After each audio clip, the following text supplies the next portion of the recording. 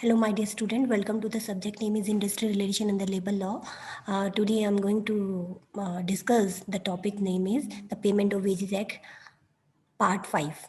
In this Part 5, we are going to discuss about the maintenance of register and record and authority of claims under the Act. तो हम आज पढ़ने जा रहे हैं payment of wages का last topic है ये।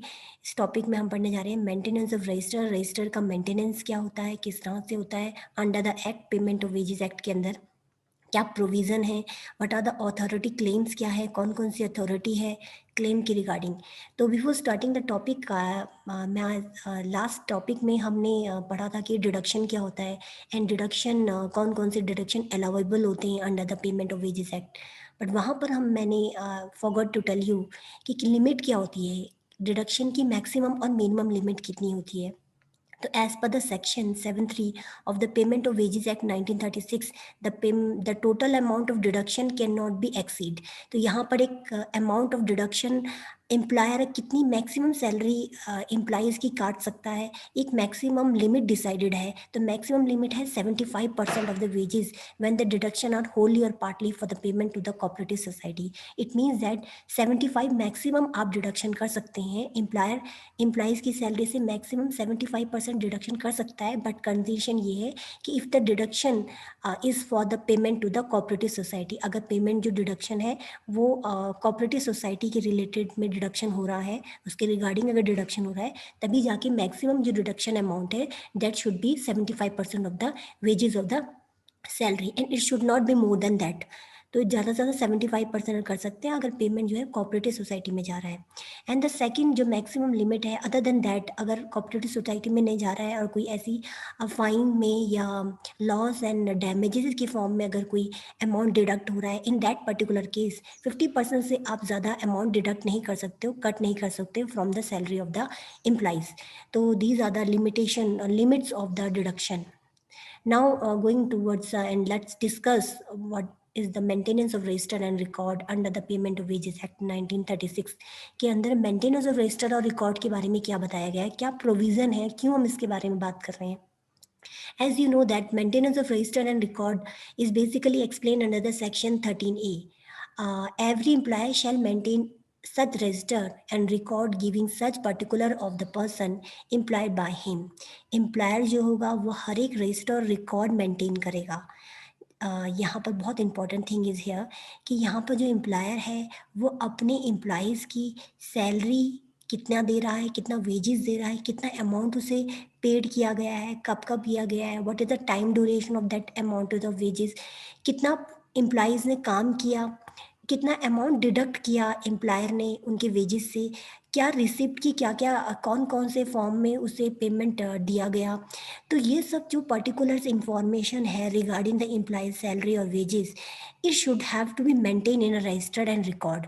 तो इसे रजिस्टर और रिकॉर्ड इसका मेंटेन करना बहुत ज़रूरी है under the payment of wages act 1936 के अकॉर्डिंग। तो एम्प्लॉयर की ये ड्यूटी और लायबिलिटी बनती है कि वो जो भी अमाउंट अपने वेजेस के फॉर्म में अपने एम्प्लॉइज़ को दे रहा है उसका पूरा डिटेल इन्फॉर्मेशन उसकी फाइल्स में और एक पर्टिकुलर रिकॉर्ड्स में मेंटेन रखिए। एंड दैट रजिस्टर्ड और रिकॉर्ड जो होगा should be maintain under the section shall for the purpose of this act should be preserve for the 3 years। तो कम से कम 3 साल के लिए ऐसे रिकॉर्ड को आपको प्रिजर्व करना है। May be it means that for the upcoming 3 years के लिए आपको उसको प्रिजर्व करना है। ऐसे रिकॉर्ड्स को एम्प्लॉइज़ के ऐसे रिकॉर्ड को आपको मेंटेन रखना है। क्योंकि अगर इन केस अगर एम्प्लॉइज़ को कोई भी प्रॉब्लम्स होती है तो ऐसे रिकॉर्ड से वो दोबारा से इंस्पेक्शन के थ्रू इस मेंटेन के थ्रू वो रजिस्टर्ड के थ्रू एम्प्लॉयर जो हो वो अपनी इंफॉर्मेशन दे सकता है इंस्पेक्टर को। तो अब यहाँ पर इम्पॉर्टेंट थिंग इज़ हियर कि अगर जब भी हम बात करते हैं कि रजिस्टर एंड रिकॉर्ड की बात करते हैं तो रजिस्टर रिकॉर्ड क्यों ज़रूरी है। इसलिए ज़रूरी है कि अगर इन केस एम्प्लॉइज़ को कोई प्रॉब्लम्स होती है, मे बी अगर उसे प्रॉब्लम है कि उसका डिडक्शन ज़्यादा हो गया, उसकी सैलरी से कटिंग ज़्यादा हो गया है, या उसे कोई प्रॉब्लम्स है लाइक उसको पेमेंट और वेजेस सही नहीं मिल रहा है, किसी भी तरह की इन्फॉर्मेशन है लाइक उसको लगता है मैंने परफॉर्मेंस ज़्यादा की पर उसे वेजेस कम मिले, तो this kind of information records में और मेंटेनेंस रजिस्टर रजिस्टर में मेंटेन होंगे, और ऐसी इंफॉर्मेशन जो होगी वो इंस्पेक्टर को चाहिए होती है। इंस्पेक्टर कौन होता है? इंस्पेक्टर बेसिकली अथॉरिटी है, जो अथॉरिटी बेसिकली इंस्पेक्ट करेगी कोई भी इंफॉर्मेशन अगर से ग्रैब करनी है। तो inspector basically are the authority which are recruit under the payment of wages act 1936 के अंदर इंस्पेक्टर रिक्रूट किए जाते हैं for the wellbeing of the employees.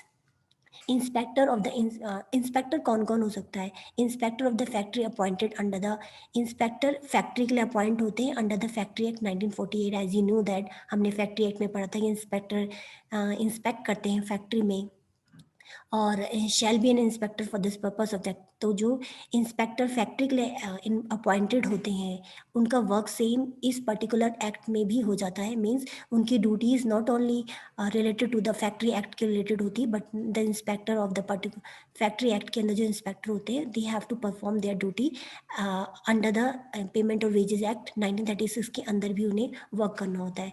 Inspector और कौन हो सकता है? द एप्रोप्रिएट गवर्नमेंट भी अपॉइंट कर सकती है इंस्पेक्टर को। अगर सपोज फैक्ट्री के अंदर कोई इंस्पेक्टर नहीं है या कोई इंडस्ट्री ऐसी है जो फैक्ट्री में नहीं आती, बट वो वहाँ पर जो एम्प्लॉइज़ है वो वहाँ पर एप्रोप्रिएट गवर्नमेंट में appoint the inspector for the purpose of this act. और यहाँ पर जो एप्रोप्रिएट गवर्नमेंट ही लाइक रेलवे वगैरह में जो भी इंडस्ट्री होती है और अदर देन द फैक्ट्री, कोई भी अगर ऐसी इंडस्ट्री है जो अदर देन फैक्ट्री और रेलवे लाइक एग्जांपल, तो यहाँ पर एप्रोप्रिएट गवर्नमेंट ही इंस्पेक्टर को रिक्रूट और अपॉइंट करेगी। और अगर फैक्ट्री है तो फैक्ट्री में इंस्पेक्टर फैक्ट्री एक्ट के अंदर अपॉइंट होता है। Now the third condition, inspector कौन हो सकता है? Appropriate may notify notification in the official gazette appoint such person it think that fit to be inspector for the purpose of this act, or maybe a local limit with may class factory in respect of they excise their function. यहाँ पर official gazette के through भी, notification के through भी appropriate government appoint कर सकती है inspector को।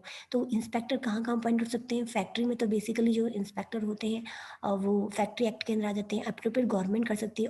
Appropriate government can also recruit a person of inspector, जो इंस्पेक्टर पर्सन है उसे रिक्रूट कर सकती है ऑफिशियल गैजेट्स के अकॉर्डिंग। अब जो इंस्पेक्टर होता है जो पेमेंट और वेजेस एक्ट में इंस्पेक्ट करेगा कि एम्प्लॉइज़ को सैलरी सही मिली नहीं मिली या कोई प्रॉब्लम सुनी है, तो इंस्पेक्टर की पावर क्या है उसके बारे में पढ़ने जा रहे हैं। That is the most important power, आपको पता होनी चाहिए। तो अगर इंस्पेक्टर है तो उसको मेक इन एग्जामिनेशन, तो यहाँ पर क्या है, इंस्पेक्टर का जो वर्क है it should have to be examine an inquiry as he think that it fit in order to ascertain whether the provision of the act are being observed और not. It means that कि जो भी जो particular act में जो भी provision है, these all this provision are are follow regularly और इन अगर फॉलो हो रहे नहीं हो रहे, तो ये चीज़ चेक करने का, इंक्वायरी करने का, एग्जामिनेशन का वर्क किसका होता है? इंस्पेक्टर का होता है। Now the second work is the inspector क्या रहता है विद सच असिस्टेंट। जो इंस्पेक्टर होता है वो इंस्पेक्ट कर सकता है, सर्च कर सकता है प्रीमाइसिस को, किसी भी फैक्ट्री, रेलवे या किसी भी इंडस्ट्री की प्रीमाइसिस को रीजनेबल टाइम में, कोई भी पर्टिकुलर एक्ट में जो भी हमारे particular the payment of wages act 1936 के अकॉर्डिंग जो भी ऑब्जेक्टिव है, उस ऑब्जेक्टिव फुलफिल हो रहे नहीं हो रहे, वो उसको चेक करने के लिए इंस्पेक्ट कर सकता है, सर्च कर सकता है प्रीमाइसिस को। तो उसके पास ये राइट एंड पावर होते हैं। Now the second thing is here, जो सेकंड थर्ड पावर होती है that is supervise of the payment of wages to the person employed upon the railway and the industry. तो उसको साथ ही साथ सुपरवाइज करने का भी पावर होती है कि वो सुपरवाइज कर सकता है पेमेंट ऑफ वेजेस किसी भी पर्सन का। Now the third power, now the next power is the required by the written order. The production at the any such place may be prescribed or of any register or record maintained in the pursuance of this act and take on the spot and otherwise statement of any person it may otherwise consider for the carrying out the purpose of this act. It means that यहाँ basically written order required by the written order of production of such places or registered prescribed manner में required जो register record है उनकी information भी दे, he can ask for. Now the other thing is here, seize and take copies of such registered document. यहाँ पर एक next important thing is here कि inspector के पास पावर होता है कि वो सीज कर सकता है फैक्ट्री को, प्रीमाइसिस को, and can ask for the copies of register, जो रिकॉर्ड एंड रजिस्टर है उसके बारे में वो पूछ सकता है एंड रिलीवेंट इंफॉर्मेशन ग्रैब कर सकता है, and he can also exercise any such power which is prescribed under the act.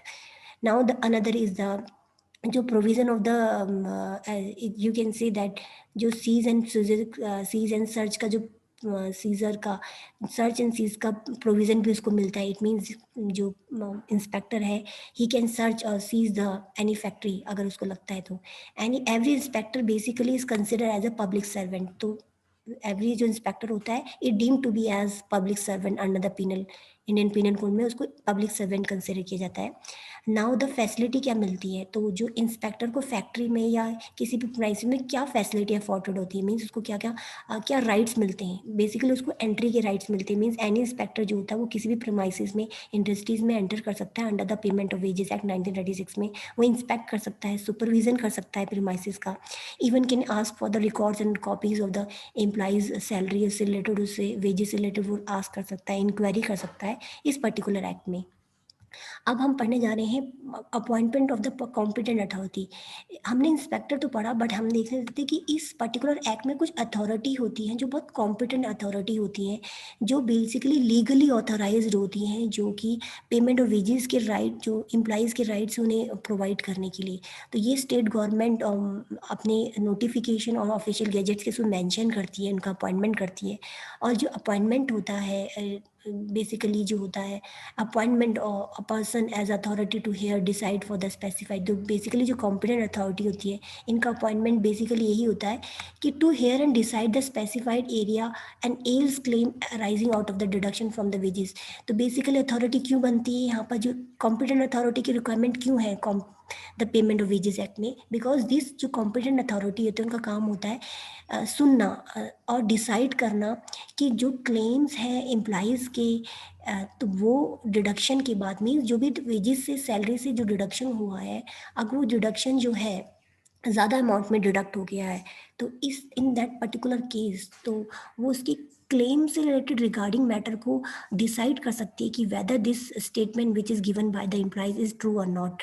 तो ये डिसाइड करना, उसकी उसकी प्रॉब्लम्स को सुनना, और साथ ही साथ यहाँ पर delay of payment of wages of the person, अगर पर्सन का जो पेमेंट है वो डिले हो रहा है, उसे उसने काम कर लिया है, उसका डिले 1 मंथ 2 मंथ डिले हो चुका है, तो यहाँ पर वो भी इस तरह की प्रॉब्लम्स को रिजॉल्व करने में कॉम्पिटेंट अथॉरिटी हेल्प करती है एम्प्लॉइज़ की। As well as another thing is यार कि कॉम्पिटेंट अथॉरिटी का वर्क होता है कि वो जो भी मैटर होते हैं related to the claims, claims means जो भी क्लेम्स होते हैं, जो प्रॉब्लम्स होती हैं एम्प्लॉइज़ की सैलरी के रिगार्डिंग, वेजेस से रिगार्डिंग, उसकी क्लेम से रिलेटेड उसकी प्रॉब्लम को रिजॉल्व करना, that is the main work and the main function of the competent authority. That's why the authority are appointed under the payment of wages act 1936 के अंदर particular एक provision है कि competent authority का appointment होना चाहिए। तो कॉम्पिटेंट अथॉरिटी होती कौन है, who can be authority under this article, presiding, basically presiding officer, किसी भी लेबर कोर्ट का जो भी प्रिसाइडिंग ऑफिसर होगा,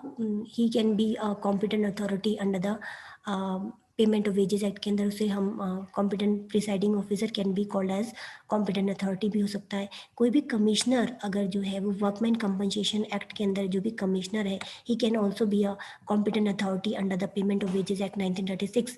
and another any other officer experience as a जज ऑफ सिविल कोर्ट और एज अ स्टिफनरी मजिस्ट्रेट, अगर कोई भी ऐसा ऑफिसर है जिसका वर्क एक्सपीरियंस एज अ जज है, सिविल कोर्ट में उसने एज अ जज वर्क किया है, ये पर्सन, और स्टिफनरी जो मजिस्ट्रेट पर्सन होता है, he can also be appointed as a competent authority.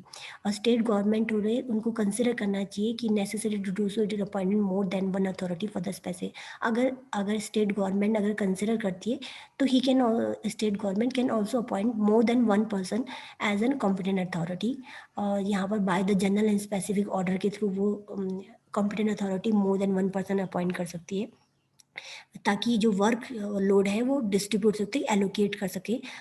तो basically these are the competent authority के बारे में मैंने बताया। Now I am going to discuss about the claims. तो क्लेम्स क्या होते हैं basically, as you know that जो क्लेम्स होते हैं, क्लेम्स का मतलब क्या हुआ, एज यू नो दैट जो भी सैलरी का अमाउंट होता है, वेजेस होती है, वो डिडक्ट होती है, एम्प्लॉयर डिडक्ट करता है from the salary of the employees. And जब क्लेम्स का वक्त आता है, जब सैलरी डिडक्ट होता थी, तो डिडक्ट जितनी भी अमाउंट में जो लेफ्ट अमाउंट होता है वो बेसिकली एम्प्लॉइज़ को मिलता है, मगर इसमें कभी कभी डिडक्शन जो होता है वो ज़्यादा कर जाता है। तो ऐसे कंडीशन में जो क्लेम्स होती है, जब पेमेंट या डिले हो जाए, ऐसे में जो क्लेम्स होता है, या कभी कभी क्या होता है, जो एम्प्लॉइज़ होते हैं वो दे आर फॉल्सली, वो जानबूझ की मलेशियस और वेक्शियस क्लेम्स कर देते हैं। एंड तो ऐसे में इस तरह की प्रोविज़न को एक्सप्लेन किया गया है सेक्शन 15 में under the payment of wages act के अंदर, where the contrary of this act the deduction has been made for the wages of the paid and delay. अगर कोई भी पर्सन है जिसका डिडक्शन जो अमाउंट है वो ज़्यादा कर जाता है, या उसको पेमेंट ऑफ वेज जो पेमेंट है वो डिले हो जाता है, और उसको जो भी इंफॉर्मेशन है इस तरह की इंफॉर्मेशन क्लेम्स में एक्सप्लेन की हुई है। तो यहाँ पर अगर किसी भी इंसान को कोई भी प्रॉब्लम लाइक उसका डिडक्शन ज़्यादा कट गया है, even even he think that कि इतना डिडक्शन नहीं होना चाहिए था, उसकी सैलरी से इतना अमाउंट नहीं करना चाहिए थी, इस तरह की जो क्लेम्स है, उसकी जो भी प्रॉब्लम्स है, एज वेल एज उसको जो अमाउंट जो सैलरी है वेजेस है वो बहुत डिले मिल रही है, मीन्स आफ्टर 3 मंथ और 4 मंथ के बाद से पैसा मिल रहा है, या मिला ही नहीं है पैसा काफ़ी काम के बाद।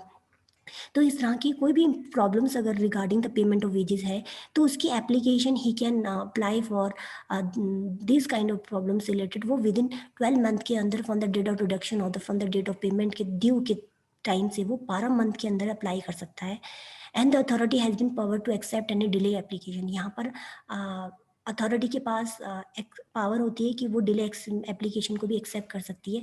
एंड द अथॉरिटी में after hearing the both person direct the payment. तो यहाँ पर अथॉरिटी जो कॉम्पिटेंट अथॉरिटी है उसके पास पावर मिल जाती है कि वो दोनों की power means employer and employees दोनों की बात को सुनकर कैन टेक अ डिसीजन। तो यहाँ कॉम्पनसेशन में भी 10 times the amount of deduction और the 25 rupees in case of delay wages. यहाँ पर 10 टाइम्स ऑफ आप जो कंपनसेशन जो होगा, सपोज अगर एम्प्लॉयर की गलती और एम्प्लॉयर ने सचमुच ज़्यादा पेमेंट काट दिया है, या कुछ ऐसी कोई मिस्टेक की वजह से कुछ प्रॉब्लम हो गई जिस वजह से एम्प्लॉइज जो था वो इनोसेंट निकला, तो यहाँ पर जो कंपनसेशन अमाउंट ऑल्सो भी गिवन। और यहाँ compensation amount should be may be 10 times amount of deduction. जितना अमाउंट डिडक्शन हुआ इसका 10 टाइम्स आप कंपनसेशन दे सकते हैं, उससे ज़्यादा नहीं। या अदर केस में अगर कोई डिले वेजेस हुआ है तो आप 25% पर्टिकुलरली 25 रुपीज़ जो होता है पर्टिकुलर डिले में आप 25 रुपीज़ फाइन लगा सकते हैं एज अ कंपनसेशन एम्प्लॉइज़ को मिल सकता है अगर उसे डिले मिलता है payment. No compensation should shall be made in case of delay payment if the authority satisfy that delay due to the. कभी कभी क्या होता है basically in certain condition you can see that compensation shall not be provided to the employees. Employ को compensation नहीं भी मिलेगा अगर यहाँ पर जो एरर है और मिस्टेक जो है एम्प्लॉइज़ के साइड से हुई है, या अगर कोई इमरजेंसी कंडीशन के कारण या कुछ पर्टिकुलर सर्कमटेंसेस के कारण एम्प्लॉयर सैलरी नहीं दे पाया है, या कोई ऐसी particular failure of particular employed person की गलती के कारण वो पेमेंट नहीं ले पाया, यहाँ पर मिस्टेक अगर एम्प्लॉइज़ की साइड से हुई है तो यहाँ पर कंपनसेशन एम्प्लॉइज़ को नहीं मिलेगा। If the authority hearing an application is satisfied that completion application was either malicious and the vexatious, the authority may direct the penalty not exceeding 50 rupees। यहाँ मोस्ट इंपॉर्टेंट थिंग है ये जो act है particularly is not in the favour of employees but also in favour of employer. Means यहाँ पर अगर employees झूठा या फॉल्सली जानबूझ की एम्प्लॉयर को परेशान करने के लिए एक झूठी एप्लीकेशन पुट करता है, इन दैट पर्टिकुलर केस यहाँ पेनल्टी मिलेगी, मीन्स उसको पनिशमेंट मिलेगी क्योंकि उसने झूठ केस किया। तो यहाँ जो फाइन होगा, फाइन किसको देना पड़ेगा, एम्प्लॉइज़ को देना पड़ेगा क्योंकि उसने एक फॉल्स एप्लीकेशन लगाई है। तो ये जो पेनल्टी होगी it should not be exceed than the 50 rupees और ही हैव टू बी।